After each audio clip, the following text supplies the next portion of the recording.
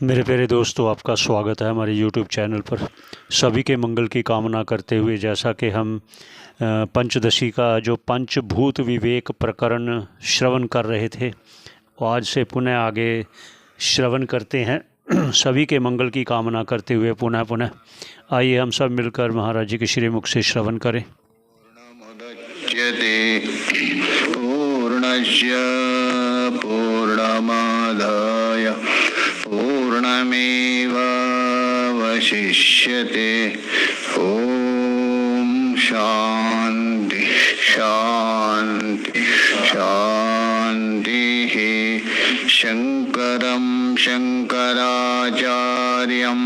केशवं बादरायणं सूत्रभाष्यकृतो वन्दे भगवन्तौ पुनः पुनः। ईश्वरो गुरुरात्मेति मूर्तिभेदविभागिने व्योमवद्व्याप्तदेहाय दक्षिणामूर्तये नमः। ओम शांति शांति शांति।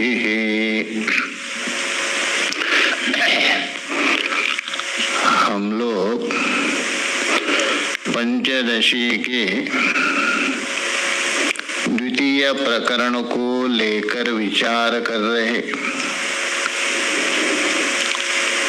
पंचभूत विवेक प्रकरण इस नाम से प्रसिद्ध है।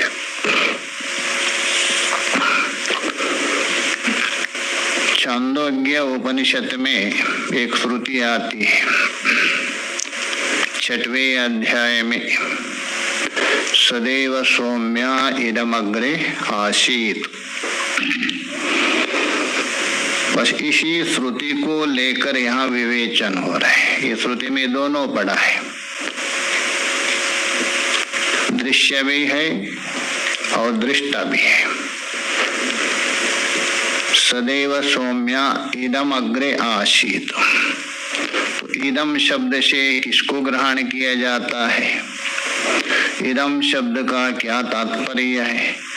इदम शब्द से किसका उल्लेख किया जाता है? ये बता दिया। किसका? दृश्य का। नाम रूपात्मक सारा दृश्य आ गया। यावत या तो व्यक्तात्मक हो, अव्यक्त दो प्रकार का होता है। व्यक्त भी है, अव्यक्त भी है। सारा दृश्य को इदम शब्द से लिया, तो उसकी व्याख्या की। उसके बाद सदैव सौम्य, तो सद शब्द है, उसकी व्याख्या चल रही थी। वो सद कैसा है? एकम एवं अद्वितीय, 3 विशेषण है। अर्थात एकम एवं सद्वितीय मतलब वो सजातीय विजातीय स्वागत आदि भेद से रहित है। स्वागत भेद भी नहीं है उसमें, सजातीय भेद भी नहीं है, विजातीय। क्रम से जाइए, स्वागत भेद, सजातीय विजातीय, एकम एवं अद्वितीय। तो ऐसा जो तत्व है। और ये भेद क्यों नहीं है? सजातीय भेद क्यों नहीं है? स्वागत भेद क्यों नहीं है? विजातीय भेद का अभाव क्यों है? ये भी विचार किया। स्वागत भेद इसलिए नहीं है व्यापक निरवयव होने से, सवयव नहीं है इसलिए स्वागत भेद नहीं है। और सजातीय मतलब ब्रह्म से अतिरिक्त समान जाति वाला कोई दूसरा ब्रह्म है नहीं, परमात्मा। सजातीय भेद नहीं। और उस परमात्मा से विजातीय कोई है ही नहीं। भेद दिखाने के लिए प्रतियोगिता सिद्ध करना पड़ेगा। असत का कोई प्रतियोगिता होती नहीं, प्रतियोगिता निष्ठ भेद होता है। तो जगत असत है, उसकी प्रतियोगिता ही नहीं है। उस प्रतियोगिता का भेद सत में कहाँ से आएगा? इसलिए विजाति का भेद भी नहीं। तो इसलिए यहाँ तीनों भेदों से रहित है। कौन? जो सत है। ऐसा जो एकमेव अद्वितीय है, इस वचन को सुन करके कुछ एक लोग अर्थात जो नास्तिक आदि उसके अंदर व्याकुलता उत्पन्न होती है, अर्थात अंदर उतल पुतल उत्पन्न होता है। तो किस प्रकार व्याकुलता उत्पन्न होती है? तो ग्रंथकार ने एक लौकिक दृष्टांत के द्वारा समझा दिया।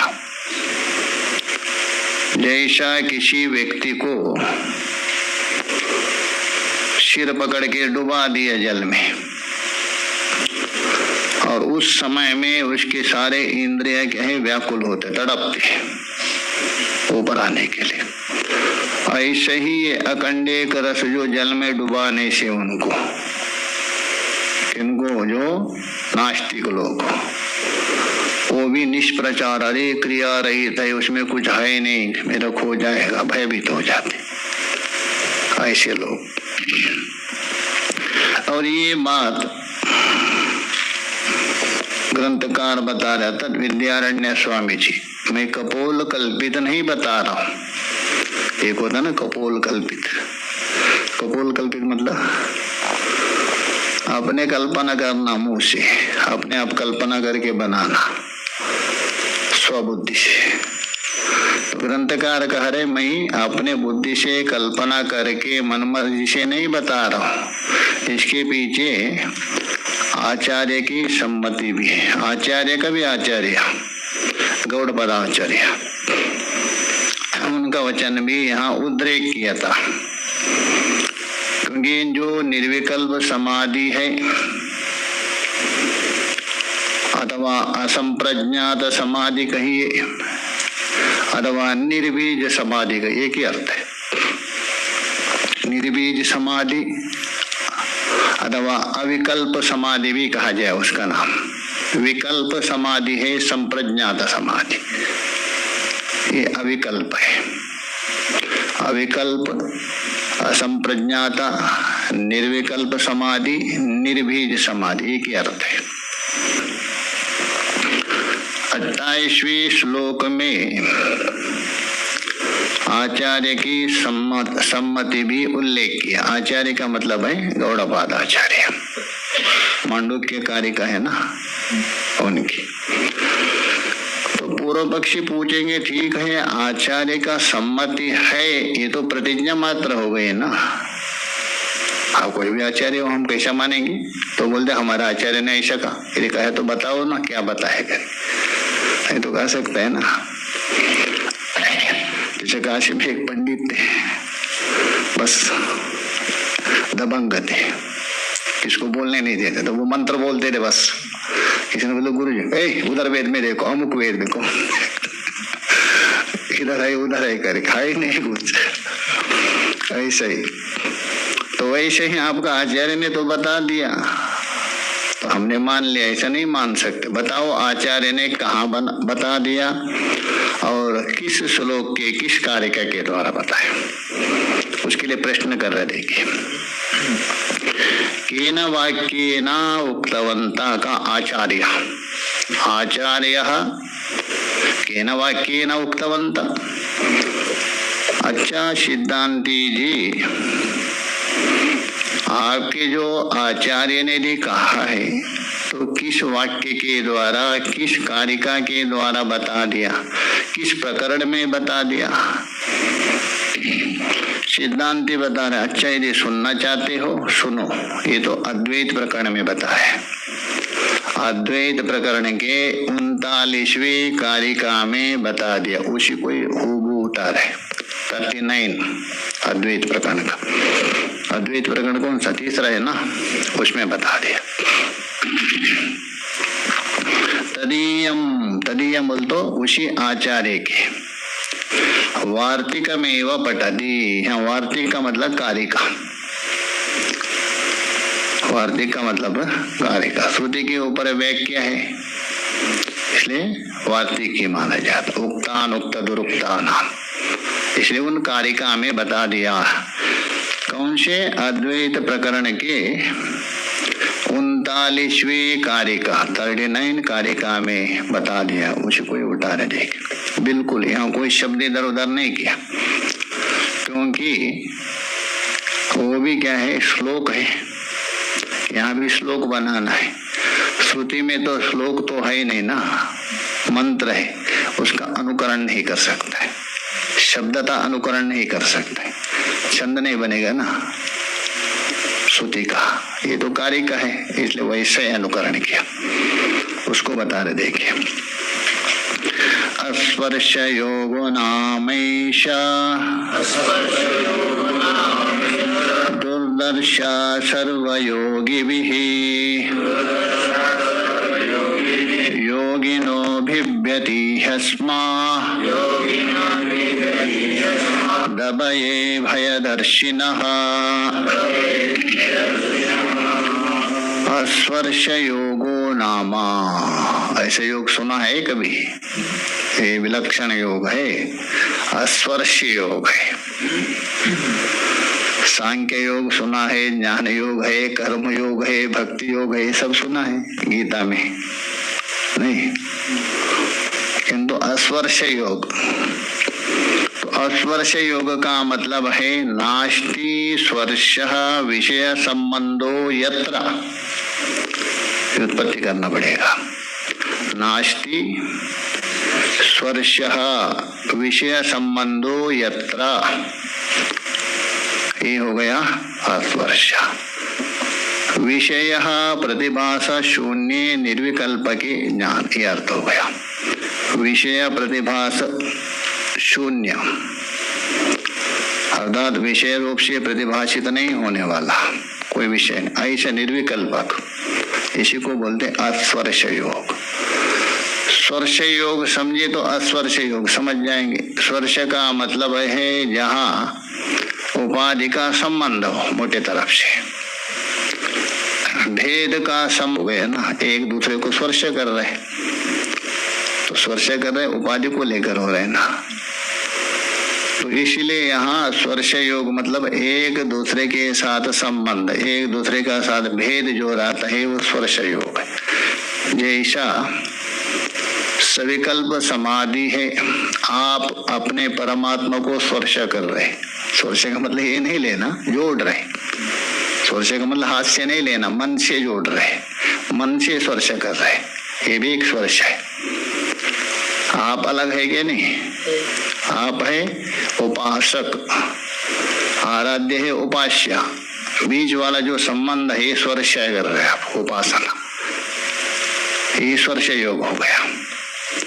और यहाँ कोई है ही नहीं स्पर्श करने के लिए दो पदार्थ, इसलिए वहां बोलते नास्ति स्पर्श विषय संबंधो यत्र, और एक शब्द से दिखाना हो तो निर्विकल्प समाधि, असंप्रज्ञात समाधि का नाम है अस्पर्श योग। ये नया नामकरण किया गौड़पादाचार्य, कारिका में बताया था। ऐसा जो अस्पर्श योगो नाम, उसका नाम है ईशः सर्वयोगिभिः दुर्दर्शः। ये जो समाधि है कौन सी? अस्पर्श योग नाम की समाधि, निर्विकल्प समाधि कहिए, निर्बीज कहिए, असंप्रज्ञात कहिए, अस्पर्श एक ही, ये समाधि सर्वयोगी भी। सर्व का मतलब है साकार ध्यान निष्ठा सर्वयोगी भी, उनको लेना। साकार में ही ध्यान लगाने वाले, सविकल्प में ही जो आनंद लेने वाले, भेद रूप से समाधि लगाने वाले हैं, उन योगियों को ये सर्वयोगी शब्द से लेना। तो ऐसा सर्वयोगी भी दुर्दर्श, दुर्दर्श बोल दो दुर्लभा, ये दुर्लभ है, ये संभव नहीं सभी के लिए, सभी का वश नहीं है, इसके लिए सब छोड़ना पड़ता है। त्यागेन एकेन अमृतत्वं मनाशु, ये बता रहे हम त्याग से, तभी जाके अब अस्पर्श होगा। अभी तो स्पर्श आ रहे हैं ना सबसे पहले स्थूल शरीर के साथ स्पर्श है, सूक्ष्म शरीर के साथ स्पर्श हो रहा है, कारण शरीर के साथ स्पर्श हो रहा है, 5 कोशों के साथ स्पर्श है कि नहीं? स्पर्श का मतलब संबंध नहीं है बिल्कुल। हाँ, बस सुषुप्ति में 2 शरीर का नहीं होता, अलग बात है, थोड़ा दूर। इसलिए योगिनो आज्ञान्वय कर दीजिए। योगिनो, कौन सा योगिनो? अभये भयदर्शिनः योगिनो, आज्ञान्वय कर दीजिए। वास्तव में है कैसे? वो अभय है। अभयम जनको प्राप्तोषि। बृहदारण्यक में याज्ञवल्क्य राजा को उपदेश करते करते अंतिम में कहा, अभयम वै ब्रह्म, तुम अभय को प्राप्त हुए हो, क्योंकि द्वितीयाद् वै भयम भवति, ये श्रुति का उद्घोष है। तो इसलिए अभये भयदर्शिनः योगिनो, है कैसा है? अभय है, उसमें भय देखने वाले। क्योंकि संसार में भी यही होता है ना, जो भय है उसमें अभय देख रहे नहीं। संसार तो भय का कारण है, उसमें अभय देख रहे मेरा रक्षा करेंगे। और अभय कौन है? परमात्मा, उसमें भय देख रहे, क्यों? संसार छूट जाएगा। किंतु यहाँ योगी को बता रहे, भेद योगी। तो अभये भयदर्शिना योगिनो, अर्थात अभय का मतलब है भय रहित ब्रह्म स्वरूप, उसमें भय देखने वाले जो भेद, अर्थात भेदनिष्ठ योगी, साकार योगी अथवा सगुणोपासक, वो क्या करते हैं? अस्माद भिभ्यति, अस्माद भिभ्यति, अस्माद बोल तो परब्रह्म परमात्मा कहिए, अथवा अस्पर्श योग कहिए, अथवा निर्विकल्प समाधि, उससे भिभ्यति, भयभीत हो जाते हो। कौन? भयदर्शिनः विशेषण है, भयदर्शन योगिनो, सभी नहीं, वो भयभीत होते हैं, क्योंकि छूट जाएगा। वो आप भी अनुभव कर सकते, मैंने पहले भी संकेत किया, जैसे जैसे आप साधना करेंगे ना, ध्यानस्थ हो जाएंगे, ध्यान लगना चाहिए, तभी आपको भी भय होता है शुरू शुरू में, क्योंकि आप सब अंतर्मुख जा रहे हैं ना, बाहर से छूट रहे, तभी आपको घबराहट होता है, मेरा कुछ छूट रहा है, छूट रहा है, छूट रहा है करके। केवल गौड़पादाचार्य ने ही बताया नहीं है, उसके शिष्य के जो शिष्य है, गौड़पादाचार्य के जो शिष्य, उसके जो शिष्य कौन? शंकराचार्य।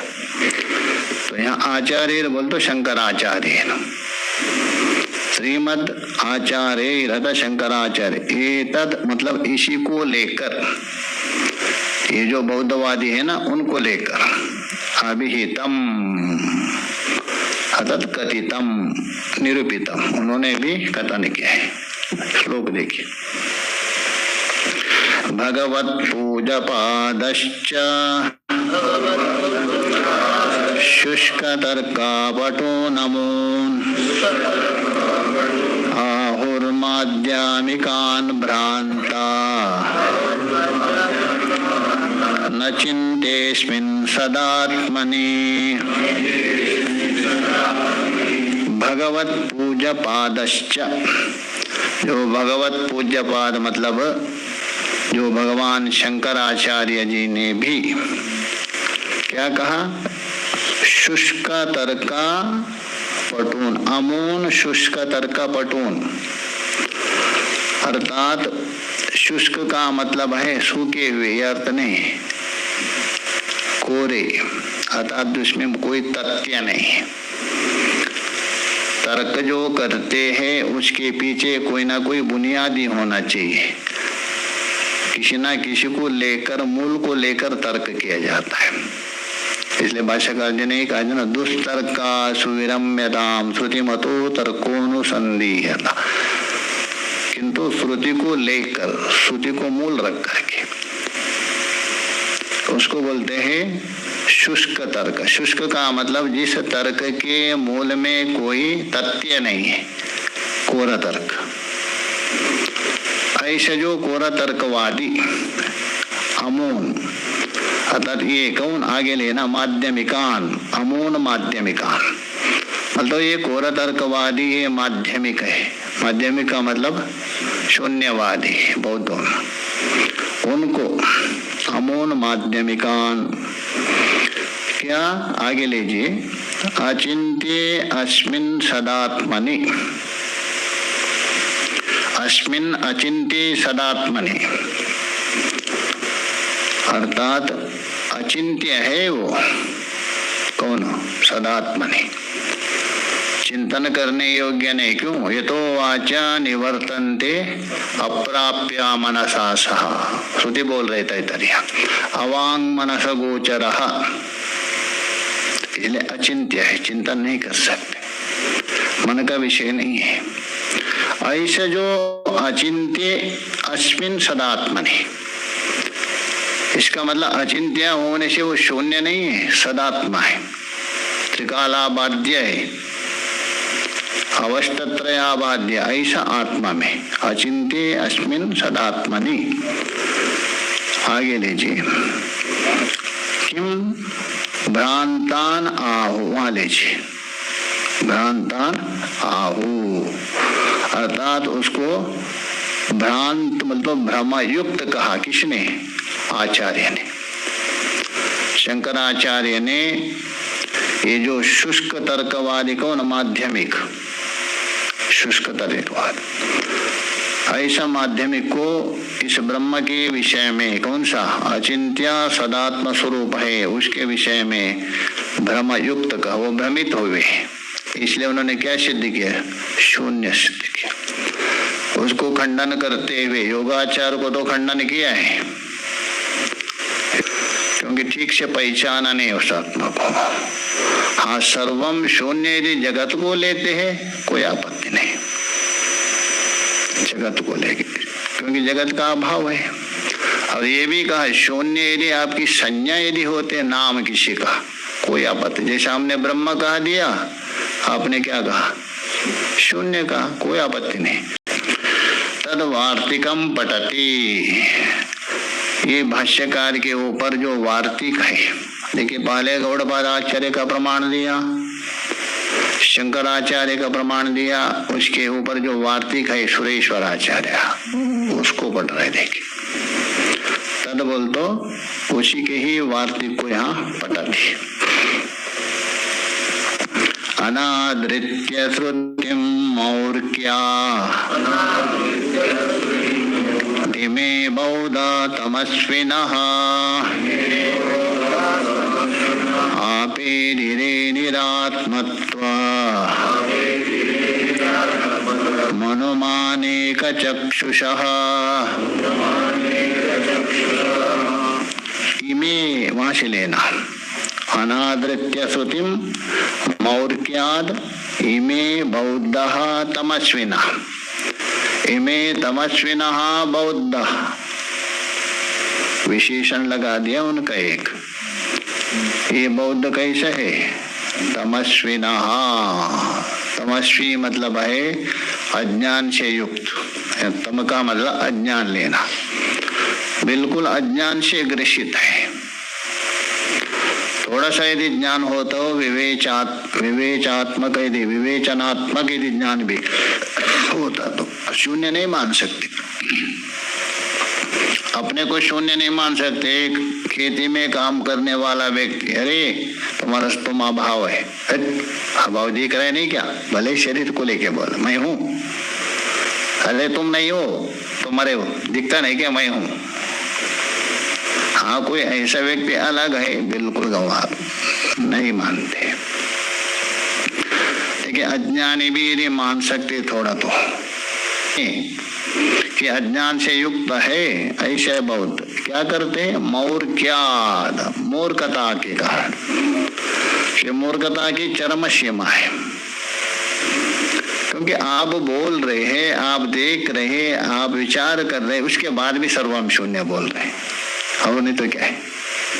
तो इसलिए मौर्क्याद, जैसे जिसको भूत पकड़ता है ना, वैसे ही अज्ञान रूप भूत पकड़ा है, उसके कारण मौर्क्याद किम श्रुतिम अनादृत्या, भगवती श्रुति है उसको तिरस्कार किया। कारण यही है, तभी कहा ना, त्रयो वेद कर्तारा धूर्त बांड निशाचरा। वैसे 3 वेद के कर्ता कौन है? धूर्त, भांड, निशाचर, उन्होंने बना है। श्रुति को उपेक्षा किया तो ज्ञान कहाँ से होगा? ज्ञान तो कौन करवाएंगे? श्रुति करवाएंगे, उसको आपने उपेक्षा कर दिया। तो बोला श्रुतिम अनादृत्य, भगवती श्रुति को अनादर तिरस्कार करके। और क्या किया? अनुमान एक चक्षुषा। अनुमान एक चक्षु का मतलब अनुमान प्रमाण को ही यथार्थ ज्ञान का साधन मान लिया। चक्षु का मतलब ये, अनुमान प्रमाण ही यथार्थ ज्ञान का साधन है जिनका, उसको बोलते हैं अनुमान एक चक्षु। और अनुमान नाम का चक्षु नहीं लेना। जैसा नेत्र से ज्ञान होता है क्या नहीं, वैसा ही जितना भी ज्ञान होता है अनुमान से। तो इसलिए अनुमान एक चक्षुष का मतलब अनुमान प्रमाण को ही यथार्थ ज्ञान का साधन एकमात्र मानते हैं, उसको बोलते हैं अनुमान एक चक्षुषा। ऐसे जो अनुमान को प्रधान मान करके क्या किया? निरात्मत्वम अपीदिरे। निरात्मा, निरात्मा बोलो निराधिष्ठान, निरात्मा बोल तो अधिष्ठान के बिना, शून्य, निरात्मा कहते शून्य।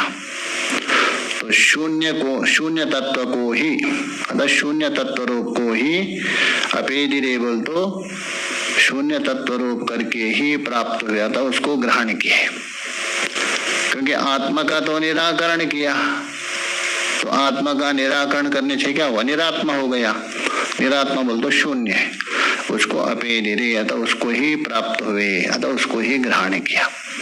क्यों किया ऐसा? श्रुति का अनाधार करने से, अपना मूर्खता के कारण। आगे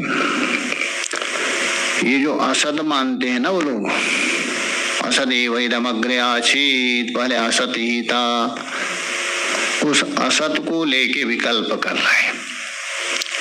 क्योंकि देखिए असदेव इदम अग्रे आसीत शब्द से आपको अर्थ मिलेगा असत आशीत। आशीत किसको बोल रहे हैं? सत्ता को बोल रहे क्या नहीं? अरे सद्धातु का आशीत बनता है, सद्धातु का अस्थि यहाँ बनता है, आगे देखें आशीत बनता है। तो आशीत तो सत्ता हुआ ना, असत आपका अभाव बता रहे, तो अभाव का सत्ताधिकार है क्या नहीं, उसको लेके विकल्प कर रहे। देखिए इदानीम असद्वादम विकल्प्य दूषयति। इदानीम बोल तो पहले जो असद्वाद है उसको बता दिया उनका, क्यों असद्वाद मानते हैं, असद्वाद मानने का कारण क्या है ये भी बता दिया। तो असद्वाद मानने का कारण क्या है? श्रुति का अनाधार, श्रुति की उपेक्षा और मूर्खता के कारण, इसलिए निरात्मवाद मान लिया। दूषयति शून्यमासीदिति भ्रूषे सद्योगं वा सदात्मताम् शून्यस्य न तु तद्युक्ता उभयं व्याहतत्वतः। शून्यमासीद इति, अच्छा हे शून्यवादी आप क्या कह रहे? शून्यमासीद अर्थात असदासीत, चाहे तो असदासीत कहिए अथवा शून्यमासीत कहिए। अतः शून्यम आसीद कह रहे, असधातु का प्रयोग हो रहा है, और असद आसीत ये जो आप प्रयोग कर रहे हैं उसको पूछ रहे सद्योगम वा सदात्मताम ब्रूषे। दो विकल्प किया। सद्योगम बोल तो शून्य का सत्य से संबंध स्वीकार कर रहे। शून्यम आशीत, आशीत सत्ता है ना, सत्ता को बता रहे है, अस्ति ये क्या सब क्या है? सत्ता। शून्यम आशीत, उस शून्य का सत्ता के साथ संबंध जोड़ रहे हो, एक योगम। अथवा सदात्मताम, अथवा शून्य को सत्स्वरूप मान रहे। तो विकल्प समझ रहे हैं ना। पहले शून्य का सत्य के साथ संबंध जोड़ रहे हो, शून्यम आसीत, एक। दूसरा, शून्य को सत मान रहे हो। संबंध जोड़ना और सत मानने में अंतर है। जैसा घटो अष्टि, घट के साथ आप सत्य का संबंध जोड़ दिया। एक तो घट को ही सत मान लिया। संबंध जोड़ना मतलब अलग होता है दो का साथ। सत्य का संबंध किसके साथ है? शून्य के साथ है। और दूसरा है शून्य ही सत्य है, ये मान रहे हो, मतलब स्वरूपतः उसको सत्य मानते हो। अच्छा, ब्रह्म सत्य है, आपसे पूछ रहा हूं, क्या ब्रह्म के साथ सत्य का संबंध है? तो ब्रह्म सत्स्वरूप है। स्वरूप संबंध तो नहीं है ना। सत्य का संबंध है जगत के साथ, ब्रह्म के साथ नहीं है। क्यों? वो सत्स्वरूप है। तो वैसे पूछ रहे। पहला विकल्प क्या है? सदयोगम। सदयोग मतलब शून्य का सत्य से योग, अतः शून्य का सत्य से संबंध है। दो पदार्थ हो गए ना, एक शून्य एक सत्य, शून्य का सत्य से संबंध, ये मानते हो। दूसरा सदात्मता मतलब सद्रूपता। शून्य क्या है? सद्रूप। जैसा आपका ब्रह्म सद्रूप है वैसा शून्य सद्रूप है। दो विकल्प दिया, तो उसको खंडन कर रहे। देखिए, शून्यस्य न तु तद्युक्तम उभय, वहां से लेना, उभयम तू तद, वहां से लेना, तू तद उभयम, तू तद उभयम, तू तद बोल तो किंतु तद उभयम, ये दोनों दो विकल्प किया था ना। कौन कौन? एक सत्य से संबंध, एक सत्स्वरूप, उसको बोलते हैं तू तद उभयम। ये दोनों शून्यस्य व्याहतत्व, व्याहतत्व शून्यस्य, शून्य में दोनों व्याहतत्व है, अभाव के साथ नहीं हो सकता है। शून्य भी बोल रहे हैं और सत्ता भी बोल रहे हैं, व्याहत हो गया। चाहे तो संबंध मान लीजिए, स्वरूप भी मान लीजिए। मम मुखे जीवनास्ति, ये लाल है मुझे नहीं दिख रहे, लाल को देख रहे नहीं दिख रहे, ये क्या है? वो तो व्याघात, देखते हुए अब नहीं देख रहे। व्याहतत्वता, व्याहतत्वता बोल दो, व्याहत होने से, बाधित होने से। व्याहत का मतलब बाधित, किसका? शून्य। चाहे तो सत्ता संबंध मान लीजिए शून्य का, तभी भी संभव नहीं, बाधित है। सत्ता स्वरूप भी मान लीजिए तभी भी बाधित है, दोनों बनेगा नहीं। तो इसलिए शून्यस्य व्याहतत्वता न तो युक्तम, न युक्तम, तू पहले गया था, तू न युक्तम, वहां लेना, उभयम न युक्तम, न को युक्त के साथ ले। शून्यस्य व्याहतत्वता उभय तद उभयम न युक्तम, ये दोनों जो विकल्प है, कौन? सत्य संबंध हो, सत्स्वरूप बनेगा नहीं। ठीक है, मैं देखिए शून्य आसीत। मेरे प्यारे दोस्तों, आपका बहुत बहुत धन्यवाद श्रवण करने का। सभी के मंगल की कामना करते हुए यही विश्राम देते हैं। पुनः भेंट होगी। सभी का मंगल चाहते हुए यही विश्राम देते हैं। पूर्णमिदं पूर्णात् पूर्णमुदच्यते पूर्णस्य पूर्णमादाय पूर्णमेवावशिष्यते। ओम शांति शांति शांति।